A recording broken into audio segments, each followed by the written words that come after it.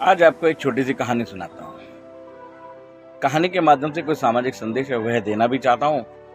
नमस्कार, मेरा नाम मयंक हिंदू। जैसा कि मुझे आप देख रहे हैं, मैं छोटे छोटे कुछ वीडियोस संदेश आपको भेजता हूँ।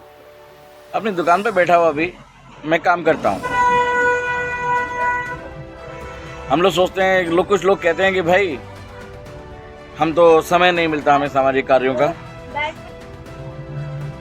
जैसे मैं अपनी दुकान पर बैठता हूँ, लोग मेरे पास आते हैं, मैं उनसे बातों में जो है अपने विचार प्रकट करता हूँ। कुछ लोगों को समस्या सुनता हूँ, उनको समझाता हूँ। तो मेरे पास यहाँ दुकान, मैं इस तरह से समाज का काम कर सकता हूँ। तो यह ज़रूरी नहीं है कि हम जो है घंटा 2 घंटा बाहर जाके निकालें और उसके लिए है ना समाज में जाएं तब कोई काम करें। हम जहाँ हैं, हम अपने विचारों को वहाँ पर फैला कर भी काम कर सकते हैं अपना समाज का। खैर, मैं बात पर आता हूँ, कहानी पर आता हूँ, जो मैं आपको एक छोटी सी कथा सुनाने जा रहा था। कथा नहीं, कहानी, किस्सा, एक वास्तविकता है वैसे तो। ये गुजरात के एक शहर की मैं घटना सुना रहा हूँ आपको। घटना है, सच्ची घटना है। हुआ क्या, एक माँ ने अपने बेटे को, पिता का स्वर्गवास हो गया था, माँ ने बेटे को अच्छे से पढ़ाया। उस माँ ने मेहनत करी, घरों में बर्तन मांजना या जो भी वह कर सकती थी जीवन यापन के लिए, बच्चे को पढ़ाने के लिए, नौकरी करना, सब कुछ उस प्रकार से उसने उस बच्चे को पाला और अच्छी शिक्षा दी। खूब बढ़िया स्कूल में पढ़ाया उसने। अपने जीवन के उद्देश्य उसने बना लिया कि भाई उसके अपने बच्चे को अच्छी शिक्षा दे।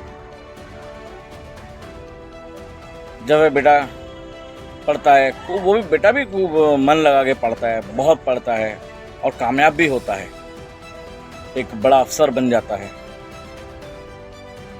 किसी प्राइवेट कंपनी में एक बहुत बड़े ओहदे पर चला जाता है और अच्छा लाखों रुपए में साल का पैकेज होता है।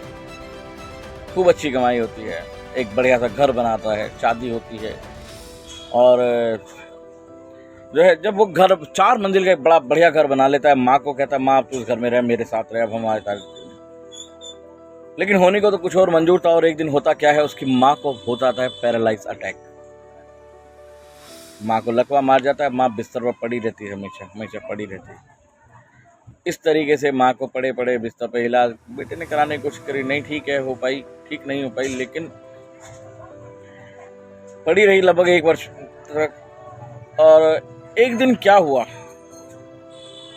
एक दिन हुआ यह कि बेटा आया घर में और अपनी माँ के पास गया सीधा। आके उसने कहा, माँ आ चल जरा मेरे साथ। उसने अपनी माँ को गोद में उठाया। अब माँ बड़ी खुश हुई कि आज मेरे बेटे को मेरा दर्द समझ आ गया। मेरा बेटा ने सोचा कि आज मैं अपनी माँ को थोड़ा सा घुमा लूँ, इसलिए वो अपनी गोद में ले आ रहा है। उसने, माँ आज चल तुझे ऊपर घुमा के लाता हूँ, चल। माँ बड़ी खुश हुई, अंदर अपनी गोद में उसने बेटे ने माँ को उठाया तो चल दिया ऊपर। पहली मंजिल पा के दूसरी मंजिल और सीधे पहुंच गया 4थी मंजिल पर अपनी माँ को लेकर।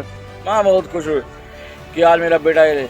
लेकिन इससे पहले कि वह कुछ समझ पाती, उसको उस बेटे ने जो है 4थी मंजिल से जमीन पर पटक कर दे मारा।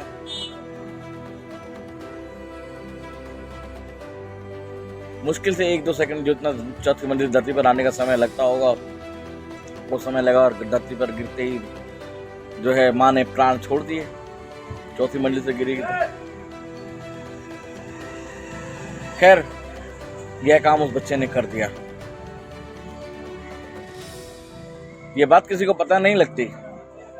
गुजरात पुलिस भी एक बार को मान चुकी थी कि नहीं, ये शायद गई होगी, लोगों ने, रिश्तेदारों में सबने ये माना कि ऊपर गई होगी घूमने और लगवा गया था इसको, गिर गई होगी बाउंड्री से नीचे मर गई। लेकिन क्या हुआ कि जब गुजरात पुलिस की तहकीकात में अड़ोस पड़ोस में थोड़ी पहुंच हुई की और उसने अड़ोस पड़ोस के कैमरे वगैरह देखे, तो एक कैमरे के फुटेज में वो किसी ने घर पे अपने 5-6 मंजिल का घर होगा, वहाँ पे कैमरा लगा था। उस कैमरे में वो अपनी माँ को छोड़ते हुए नजर आ गया। गुजरात पुलिस सीधे घर पहुंची और उसको जाके अरेस्ट किया। उसको पूछा, भाई तूने ऐसा दुष्कृत्य क्यों किया? जिस माँ ने तेरे को 9 महीने गर्भ में रखा और तूने उस माँ के, जिस माँ ने तेरे लिए अपना जीवन खटा दिया, वो भी तो दूसरा विवाह कर सकती थी, युवा थी, दूसरा विवाह कर सकती थी, अपना जीवन जी सकती थी, लेकिन उसने नहीं, तेरे लिए उसने जीवन खपाया और तूने ये ऐसा क्यों किया? उसने कहा, मैं पक गया था अपनी माँ की बीमारी से, वो ठीक नहीं हो रही थी, मैं घर में आता था, घरवाली किसी के समय पक गया था, कट गया था। इसलिए मैंने ऐसा कर डाला। अब सोचिए इसमें कमी कहाँ रही होगी, किस चीज की कमी रही होगी उसमें? कमी सिर्फ एक रही, उसको शिक्षा तो बहुत मिली, शिक्षित बनाया खूब, संस्कारित नहीं बना पाई माँ, संस्कार नहीं दे पाई वो उसको। तो होता क्या है, हम अपने बच्चों को शिक्षित करते हैं, इस जो मैकाले की शिक्षा पद्धति है, हम इसमें बस घोड़े की दौड़ में लगे हुए हैं। हम बस रेस में घोड़े दौड़ रहे हैं, टकाटक टकाटक टकाटक। क्यों भाई? हम कोई मशीन बना रहे हैं अपने बच्चों को? जो शिक्षित करके बस जीवन का एकमात्र लक्ष्य यही है कि है ना, बच्चे जो है ऊंचे ओहदों पर जाएं, पैसा कमाएं, विदेश में जाके सेट हो जाएं? क्या एकमात्र यही जीवन का लक्ष्य है? नहीं। इसके लिए हमें अपने बच्चों को संस्कारित भी करना होगा, तो संस्कार देने होंगे उनको, शिक्षित ही नहीं संस्कारित हमें करना होगा। और इसके लिए हमें क्या करना होगा? संस्कार जो है परिवार में माता पिता दे सकते हैं। माता पिता किस माध्यम से सरकार दे सकते हैं? संस्कार दे सकते हैं, माफ कीजिए। अपने बच्चों को धर्म की शिक्षा दें, अपने धर्म का ज्ञान दें, उसको रामायण उसको दिखाएं, रामायण उसको सुनाएं, रामायण उसको पढ़ाएं, गीता उसको पढ़ाएं।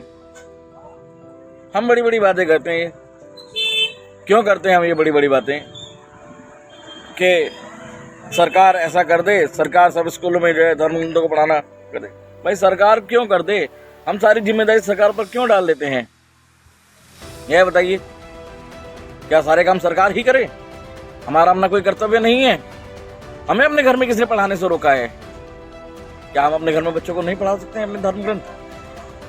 बताइए।